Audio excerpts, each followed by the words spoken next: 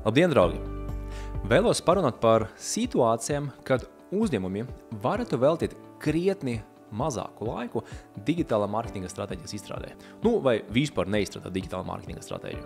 Jā, lieta tāda, ka, lai izstrādātu digitālā mārketinga stratēģiju, ir jāpatur resursi. Tad laiks, nauda. Pēc tam šī stratēģija ir jārealizē, ir jāskatās līdzi, ir jāveic monitorings, ir jāveic analīze, pēc tam ir jāveic korekcijas, atkal analīze. Respektīvi, tas ir tāds vesels process, kas prasa gan enerģiju, gan laiku, gan arī naudu, protams, vai ne? Un tad varbūt ir kaut kādas situācijas, kad mēs varam to visu nedarīt, jo tas varbūt nav nepieciešams. Šajā video es izstāstīšu par divām situācijām, kur mēs varētu arī neveltīt tik daudz laika digitālā mārketinga stratēģijai.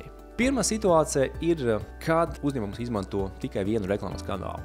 Tad digitāla mārketinga stratēģija nav tik aktuāla. Protams, ir jāzina, ko uzņēmums vai ko jūs darat iekš tā kanāla.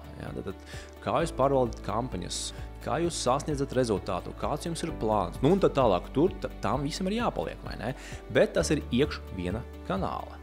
Nevairāk. Šajā gadījumā tā reklāma digitāla mārketinga stratēģija varētu arī būt nav nepieciešama. Vai ne? Tad var neveltīt laiku un tad turpināt pārvaldīt vienu kanālu, zinot, kas tur notiek un kā jūs sasniedzat rezultātu un būt laimīgam. Otra situācija ir, kad ir maz budžets vai nav pietiekams budžets. Tas budžets ir diezgan svarīga sastāvdaļa, vai ne? Tad komunikācijas sastāvdaļa un ar mazāku budžetu uzņēmumam būs krietni mazāk iespēju ietekmēt situāciju. Nebūs tik nepieciešamas brīvības, lai pārslēgties starp kanāliem, lai pārslēgties starp reklāmas ziņojumiem, lai to komunikāciju pielāgotu nepieciešamā veidā.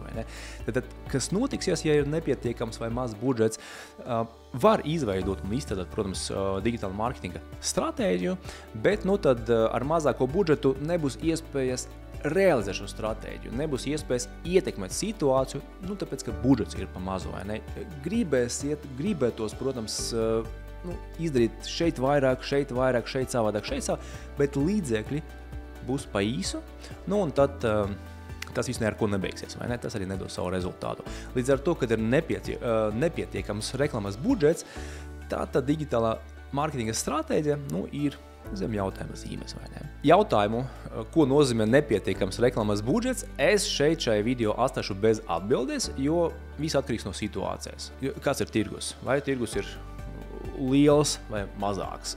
Vai produkts ir jau pazīstams vai pavisam jauns? Vai zīmols ir populārāks vai mazāk populārāks? Kāds ir kampaņas mērķis? Respektīvi, ir vairāki jautājumi, lai precīzi pateiktu, cik precīzi, bet lai precīzāk pateiktu par reklāmas budžetu. Šoreiz, nezinot atbildēs uz šiem jautājumiem, grūti pateikt, vai nav iespējams pateikt, vai 1000 eiro ir pietiekams reklāmas budžets vai nav pietiekams reklāmas budžets. Līdz ar to katra situācija ir jāizskata individuāli, un tad var pateikt, vai ir nepieciešama digitāla mārketinga stratēģija ar konkrētu reklāmas budžetu. Protams, vienmēr ir ļoti liela vēlme tikt pie digitāla mārketinga stratēģijas, jo stratēģija, kā līkums, jau palīdz tik tiešām sasniegt to rezultātu, bet, kā mēs tikko izrunājam, ir arī gadījumi, kad tā stratēģija ir it kā vēlama, bet viņa nedos tam rezultātam ļoti lielu pienesumu un var arī neterēt laiku uz digitāla mārketinga stratēģijas izstrādē. Draugi, es ceru, ka es palīdzēju un ieskicēju tos gadījumus, lai jums veicas ar digitāla mārketinga stratēģijas izstrādi. Ātā!